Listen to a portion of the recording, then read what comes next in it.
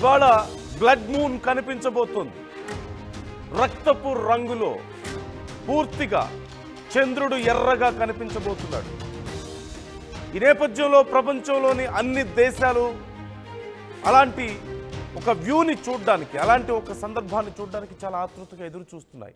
రాత్రి 9 గంటల నుంచి 11 గంటల సమయంలో ఆకాశంలో ఈ బ్లడ్ మూన్ కనిపించబోతోంది. బ్లడ్ మూన్ వల్ల ప్రకృతి వైపరీత్యాలు జరుగుతాయని కొంతమంది అంటున్నారు.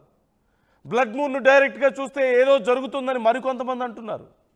హైదరాబాద్, ఢిల్లీ, ముంబై, లక్నో, చండీగఢ్, కోల్కతా, పూణే ప్రాంతాల వారికి ఈ బ్లడ్ మూన్ కనిపించబోతోంది.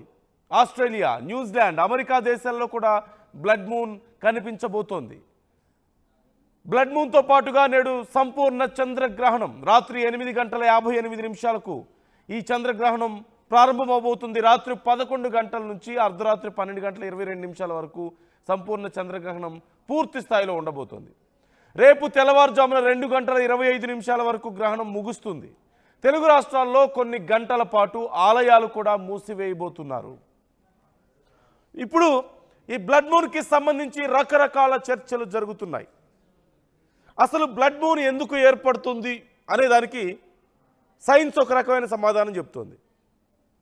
మరోవైపు కొంతమంది పండితులు ఇప్పుడు వస్తున్నటువంటి ప్రకృతి వైపరీత్యాలకు ఇది ఒక నిదర్శనంగా చెప్తున్నారు. బ్లడ్ మూన్ని, ఈ రక్త చంద్రుడు వస్తున్నాడు అంటే ఖచ్చితంగా ఏదో పెద్ద దుశ్శకునం, ఇది అపశకునం అని చెప్పి మాట్లాడుతున్నారు. ఇన్ని రోజులు ఈ మధ్యకాలంలో వరుసగా చోటు చేసుకుంటున్నటువంటి ఈ ప్రకృతి వైపరీత్యాలు, విపరీత పరిణామాలన్నీ, వాటన్నిటికీ ఇది ఒక నిదర్శనంగా చెప్తున్నారు. మున్ముందు ఇంకా ఏదో జరగబోతున్నాయి, ఇదొక అపశకునం అని కొంతమంది మాట్లాడుతున్నారు.